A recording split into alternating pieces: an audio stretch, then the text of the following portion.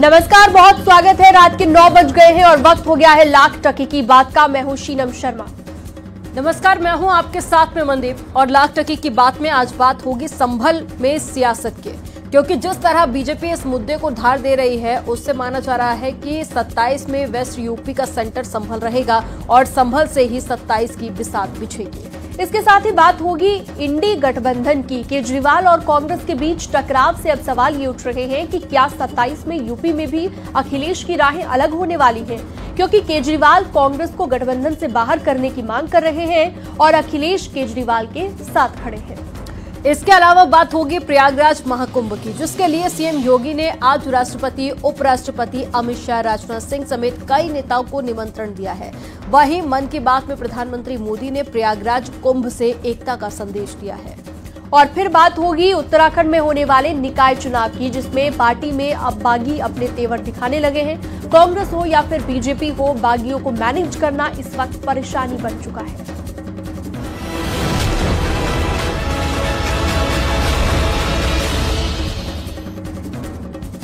संभल में जारी खुदाई के बीच में अब मस्जिद के सामने पुलिस चौकी बनाई जा रही है। विवाद में जिसने पत्थर बरसाए उसकी तलाश हो रही है। अतिक्रमण हो या फिर बिजली चोरी, हर एंगल से प्रशासन संभल में कार्रवाई में जुटा हुआ है। लेकिन संभल की सियासत थम नहीं रही है। खासकर बीजेपी इस मुद्दे को भुनाने में कसर नहीं छोड़ना चाहती, क्योंकि मंदिर का मुद्दा हिंदुत्व से जुड़ा है, जो कि बीजेपी का कोर एजेंडा है, और सपा सांसद की बिजली चोरी का मामला विपक्ष पर सवाल उठा रहा है। इन दोनों मुद्दों को बीजेपी पूरी तरह से भुनाने में जुटी हुई है, जिससे कि पश्चिम यूपी की सियासत का सेंटर इस वक्त संभल बन चुका है। सियासी जानकार मानते हैं कि बीजेपी संभल से 27 का रास्ता तलाश रही है। आपको रिपोर्ट दिखाते हैं इसी से जुड़ी हुई।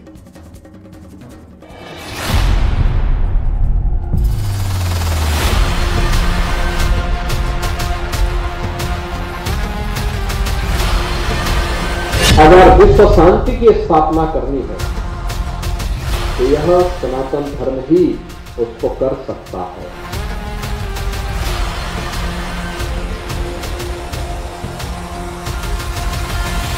संभल में मंदिर मस्जिद की सियासत अब यूपी में 2027 चुनाव की धुरी बनती जा रही है। संभल अब सियासत का नया रण क्षेत्र बन चुका है, जिसने सर्द मौसम में सियासी तपिश को बढ़ाया हुआ है। मंदिर, कूप और बावड़ी के मिलने का सिलसिला लगातार जारी है। यहाँ सालों पुराने मंदिरों के ताले टूट रहे हैं तो विपक्ष के पसीने छूट रहे हैं। जमीन से पुरानी मूर्तियां निकल रही हैं तो पिछली सरकारों के चिट्ठे भी खुल रहे हैं। शीत सत्र में सीएम योगी का आक्रामक तेवर बता चुका है कि संभल का इतिहास विपक्ष की पोल खोल रहा है।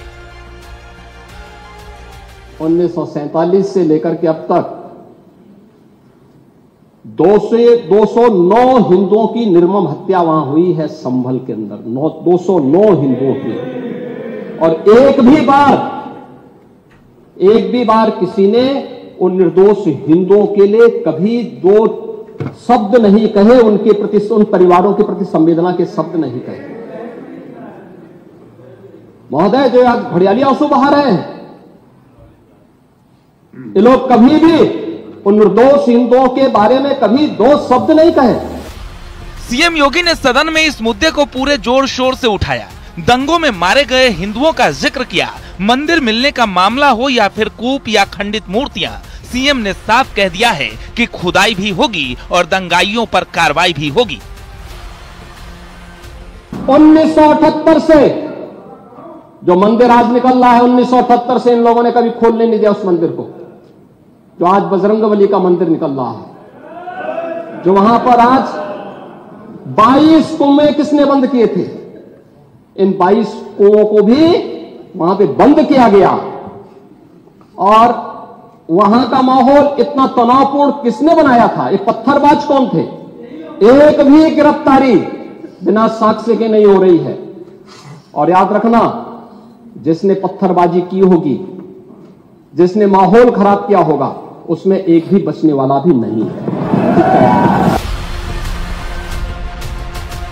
संभल में मंदिर विवाद हो या सपा सांसद के बिजली चोरी का मुद्दा, अतिक्रमण की बात या फिर कूप और बावड़ी मिलना, बीजेपी विपक्ष पर पूरी तरह हावी है। लेकिन समाजवादी पार्टी का कहना है कि बीजेपी इस पर सिर्फ राजनीति कर रही है। सपा के सांसद मतलब माननीय सांसद लोग बिजली चोरी में इन्वॉल्व हैं।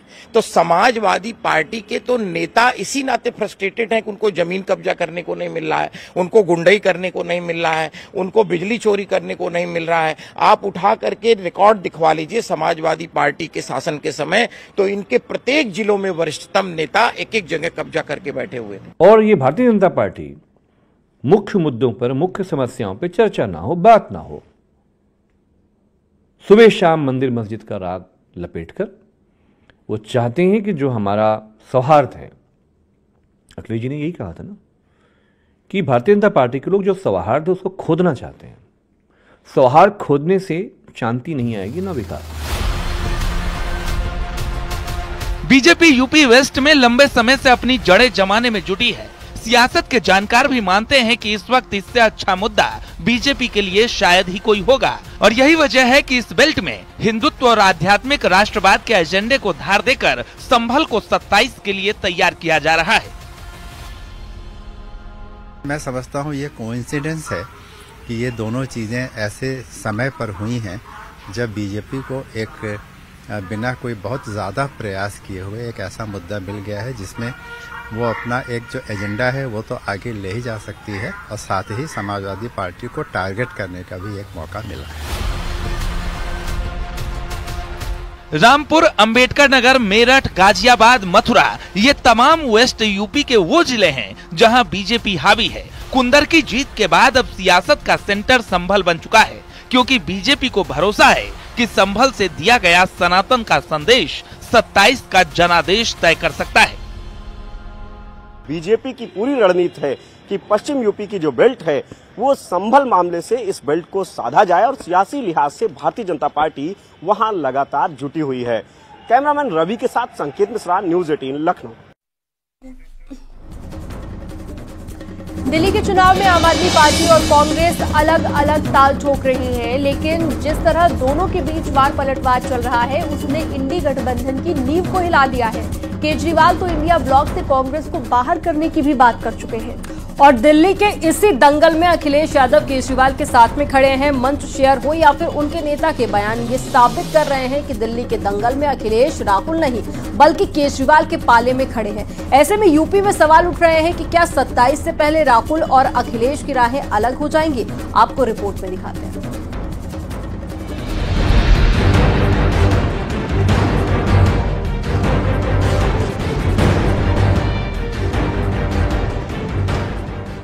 लोकसभा चुनाव में जिस तरह विपक्षी गठबंधन ने एकता दिखाई, राज्यों के चुनाव में क्षणभंगुर साबित हो गई। हरियाणा चुनाव हो या महाराष्ट्र या फिर यूपी का उपचुनाव, इंडिया गठबंधन की दरार बढ़ती गई और अब धीरे धीरे सबकी राहें अलग हो रही है। पहले ममता बनर्जी, उसके बाद अरविंद केजरीवाल और अब अखिलेश यादव के भी संकेत कुछ ऐसे ही हैं। दरअसल दिल्ली विधानसभा चुनाव से पहले जिस तरह से आम आदमी पार्टी और कांग्रेस में खींचतान मची है, उससे नहीं लगता है कि सब कुछ ठीक है, क्योंकि दिल्ली में चुनाव से पहले आम आदमी पार्टी और कांग्रेस आर पार के मूड में है। अजय माकन के बयान को आधार बनाकर आम आदमी पार्टी लगातार ये मांग कर रही है कि इंडिया अलायंस से कांग्रेस को बाहर निकाला जाए, और समाजवादी पार्टी के मुखिया अखिलेश यादव केजरीवाल की तरफ खड़े होकर संकेत दे चुके हैं कि गठबंधन का भविष्य क्या होने वाला है। हर बार पूछा जाता है कि क्या कांग्रेस से समाजवादी पार्टी का कोई मनमुटाव हो गया है, तो हम ये पूछना चाहते हैं कि क्या कांग्रेस पार्टी ने आम आदमी पार्टी में विलय कर लिया है, या आम आदमी पार्टी ने कांग्रेस में विलय कर लिया है। राजनीतिक दल हैं, इंडिया ब्लॉक की जो स्ट्रेटजी है वो लोकसभा की स्ट्रेटजी है, और सब लोग अपने अपने चुनाव, अपने अपने मूल्यों पर, अपने अपने विचार पर लड़ रहे हैं।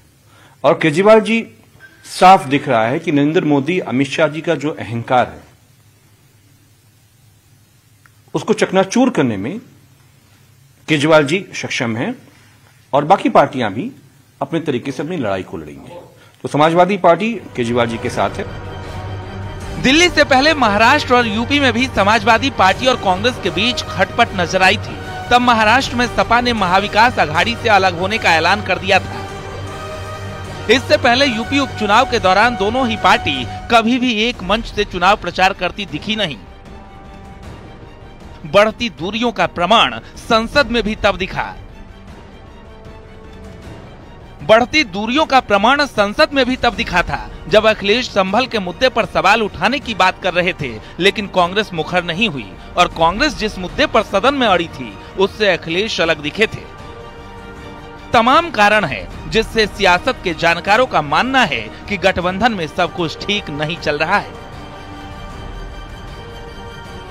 जितनी भी रीजनल पार्टियां हैं इंडिया अलायंस में, सभी कांग्रेस के खिलाफ खड़ी हो जाती हैं जहां जरूरत पड़ती है।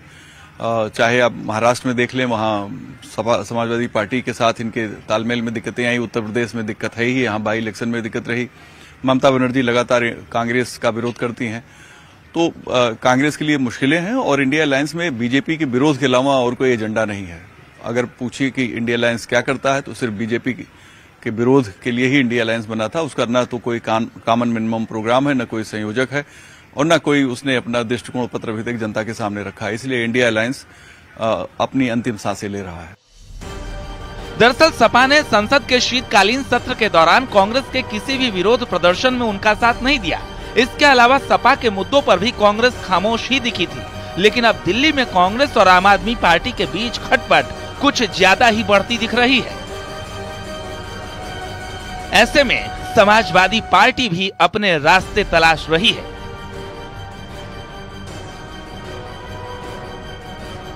समाजवादी पार्टी साफ तौर पर चाहती है कि 2027 चुनाव में वो फैसले अपने मन मुताबिक ले, लेकिन कांग्रेस चाहेगी कि इसमें उनका इंटरफेरेंस जरूर रहे।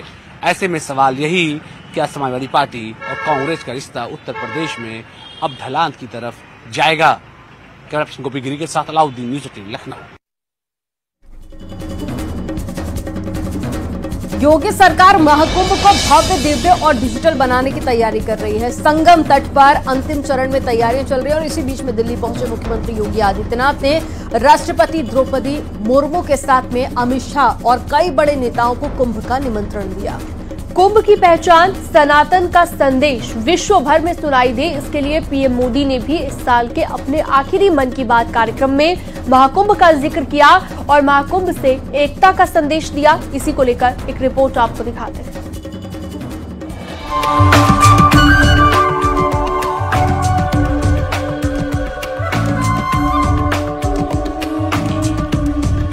संगम की रेती पर सनातन का सबसे बड़ा समागम होने जा रहा है। 13 जनवरी से महाकुंभ की शुरुआत होगी। इसके लिए तैयारियां अंतिम चरण में हैं। इस बार महाकुंभ में 40 करोड़ श्रद्धालुओं के आने की उम्मीद है। सीएम योगी इस बार कुंभ को बेहद भव्य बनाने की तैयारियों में जुटे हैं। देश विदेश के तमाम लोगों को निमंत्रण भेजा जा रहा है। इसी कड़ी में सीएम योगी ने राष्ट्रपति द्रौपदी मुर्मू, गृह मंत्री अमित शाह को दिल्ली जाकर कुंभ का निमंत्रण दिया। पूर्व राष्ट्रपति रामनाथ कोविंद और मिजोरम के राज्यपाल जनरल वीके सिंह को महाकुंभ में आने का सीएम योगी ने निमंत्रण दिया है। सीएम योगी ने सभी को महाकुंभ 2025 प्रयागराज का लोगो, कलश, महाकुंभ से जुड़ा साहित्य, नए साल का कैलेंडर और डायरी भेंट की है। सीएम योगी इससे पहले पीएम मोदी को भी कुंभ का निमंत्रण दे चुके हैं। महाकुंभ की सभी तैयारियां लगभग पूरी हो चुकी हैं। सभी अखाड़े कुंभ क्षेत्र में प्रवेश कर चुके हैं। भव्यता और दिव्यता के साथ एक बार फिर महाकुंभ विश्व को सनातन संदेश देने के लिए तैयार है। पीएम मोदी ने भी साल के आखिरी मन की बात में महाकुंभ की तैयारियों की तारीफ की है।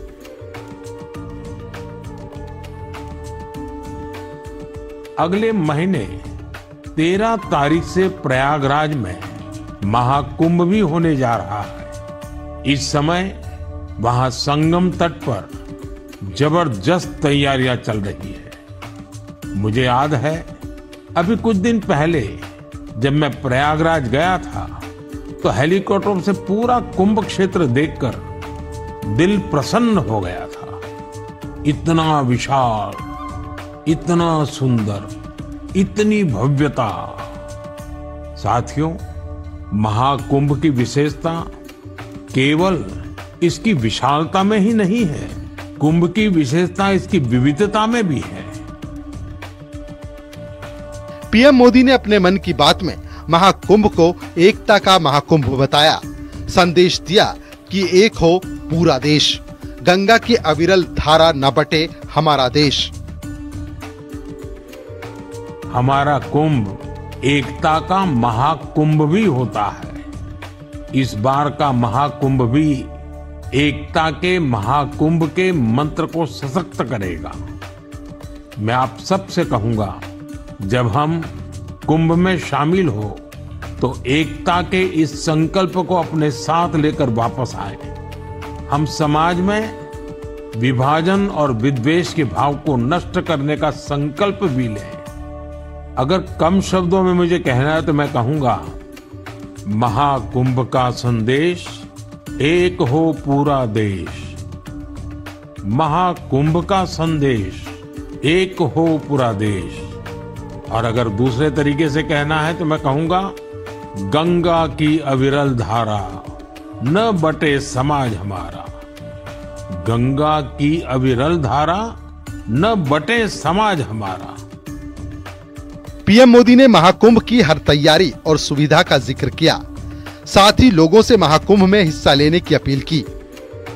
इसके लिए उन्होंने एक हैशटैग एकता का महाकुंभ दिया, जिसके साथ सेल्फी अपलोड करने की बात कही। पूरा मेला क्षेत्र को AI पावर्ड कैमरा से कवर किया जा रहा है। कुंभ में अगर कोई अपने परिचित से बिछड़ जाएगा तो इन कैमरों से उन्हें खोजने में भी मदद मिलेगी। श्रद्धालुओं को digital lost and found centre की सुविधा भी मिलेगी। श्रद्धालुओं को मोबाइल पर गवर्नमेंट अप्रूव्ड टूर पैकेजेस, ठहरने की जगह और होम स्टे के बारे में भी जानकारी दी जाएगी। आप भी महाकुंभ में जाएं तो इन सुविधाओं का लाभ अवश्य उठाएं। और हाँ, हैशटैग एकता का महाकुंभ के साथ अपनी सेल्फी जरूर अपलोड करिएगा।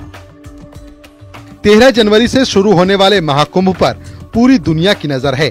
डिजिटल कुंभ के तहत सरकार ने हर श्रद्धालु की सुविधा सुनिश्चित करने की कोशिश की है। साथ ही कुंभ से विश्व में एकता, भारत की विविधता और सनातन संस्कृति का संदेश देने की पूरी तैयारी है। Bureau report, news 18।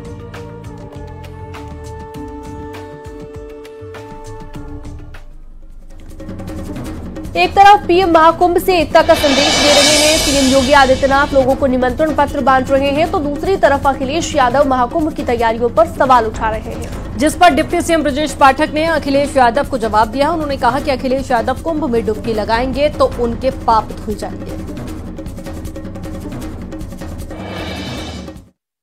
जो व्यवस्था हम लोगों को दिखाई दे रही है, और आप भी बेहतर जानते हैं कुछ चीजों को लेकर के, जब मैंने सवाल ये उठाया कि बिजली का काम अधूरा है और ब्रिज का काम जो होना चाहिए था, पेंटोन ब्रिजेस का, वो काम अधूरा है।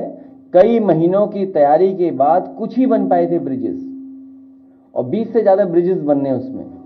तो आप सोचिए 13 दिन या 14-15 दिन में कैसे ब्रिजेस बन जाएंगे। समाजवादी सरकार में कुंभ हुआ था, उस समय जब समाजवादी सरकार का कुंभ था, उस समय प्रमुख सचिव से लेकर के और जो मंत्री लोग थे, आदिल अहमद हसन साहब थे, आदि मोहम्मद आजम खान साहब थे, हम लोग थे, पूरी तैयारी अच्छी कराई थी। कुंभ का सवाल तो है ही तैयारी का सवाल। और मैं आपको बता दूं, कुंभ में निमंत्रण नहीं दिया जाता है। कुंभ में अपने आप लोग आते हैं, आस्था से आते हैं। हालांकि मैं किसी के बारे में कुछ कहना नहीं चाहता हूं। जो हम लोगों ने अपने धर्म के बारे में सीखा, समझा और पढ़ा, वो यही है कि ऐसे आयोजनों में लोग स्वयं आते हैं। जो वहां करोड़ों लोग आएंगे, क्या उनको निमंत्रण दिया जाता है? आज इंफ्रास्ट्रक्चर के मामले में उत्तर प्रदेश राज्य तेजी के साथ राष्ट्र के पैमाने पर आगे बढ़ रहा है। पानी, बिजली, सड़क, स्कूल, अस्पताल, जो नागरिक सुविधाएं हैं, उनको जन जन तक पहुंचाने में हमारी सरकार ने सफलता हासिल की है। महाकुंभ का सवाल आपने उठाया है। महाकुंभ में मैं पूरे दुनिया के जो हमारे सनातन धर्म के मानने वाले लोग हैं, सबका मैं हृदय से स्वागत करता हूं। और राहुल जी से भी कहता हूं, आप जर्मनी से आए, आप भी स्नान करके जाइए, पुण्य का लाभ प्राप्त करके जाइए। और मैं समाजवादी पार्टी के मुखिया से भी कहना चाहता हूं, आप भी आइए, पुण्य प्राप्त करिए, पापों को धोइए। ये सबके लिए महाकुंभ का एक ऐसा अवसर सनातन धर्म मानने वालों का है। सबका मैं हृदय से स्वागत करता हूं। और आपको अभी भी उत्तर प्रदेश राज्य का जो आपका शासनकाल था, आपको याद आता होगा किस ढंग से बहु बेटियों की इज्जत आबरू लूटी जाती थी, हत्यारे सड़क पर घूमते थे, गुंडे माफिया बदमाश आम जनता का जीवन मुश्किल कर दिए थे। उत्तर प्रदेश जनता अब कभी भी समाजवादी पार्टी को माफ नहीं करेगी। उत्तर प्रदेश में 2027 में पुनः भारतीय जनता पार्टी की प्रचंड बहुमत के साथ सरकार बनेगी।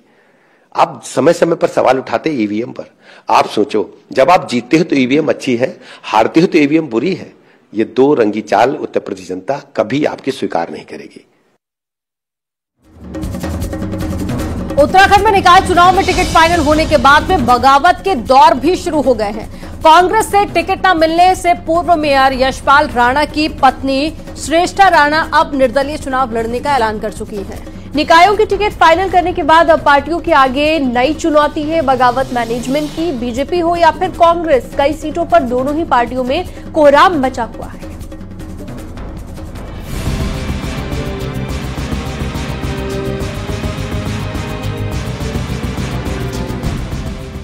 नगर निकायों के लिए चले मैराथन मंथन के बाद दोनों ही पार्टियों ने नगर पंचायत से लेकर नगर निगम तक के टिकट फाइनल कर लिए। लेकिन अब नई समस्या टिकट नहीं मिलने से नाराज बगावती तेवर अपना चुके नेताओं को मनाने की है। पहले बात बीजेपी की करते हैं तो बीजेपी ने अपने सांसद और विधायकों को मैनेजमेंट में जुटा दिया है। कोटद्वार के दुगड्डा में टिकट नहीं मिलने से नाराज बीजेपी नेता और निवर्तमान नगर पालिका अध्यक्ष भावना चौहान निर्दलीय लड़ने का ऐलान कर चुकी हैं। उत्तरकाशी में बीजेपी नेता और पूर्व पालिका अध्यक्ष भूपेंद्र चौहान भी पार्टी कैंडिडेट के खिलाफ नामांकन करा चुके हैं। रामनगर में बीजेपी के कई नेता बगावत पर उतर आए हैं तो लक्सर में बीजेपी नेता शिवम कश्यप ने बीएसपी ही ज्वाइन कर ली। अल्मोड़ा में बीजेपी के बागी भैरव गोस्वामी को कांग्रेस ने हाथों हाथ मेयर का टिकट थमा दिया। लोहाघाट, गंगोलीहाट, भाजपुर और बनबसा में भी बगावत के स्वर उठ रहे हैं। कहीं पर किसी प्रकार की ऐसी समस्या जहां लग रही हो कि कोई किसी में नाराजगी होगी तो प्रदेश स्तर पर हमारे माननीय सांसद गणों को, विधायक गणों को जो नाराजगी जिनके अंदर है उनको नाराजगी दूर करने के लिए कहा गया है। और निश्चित रूप से ये तय है कि भारतीय जनता पार्टी के कोई भी कार्यकर्ता बागी नहीं हो सकता है, पार्टी के साथ खड़े होने वाले हैं।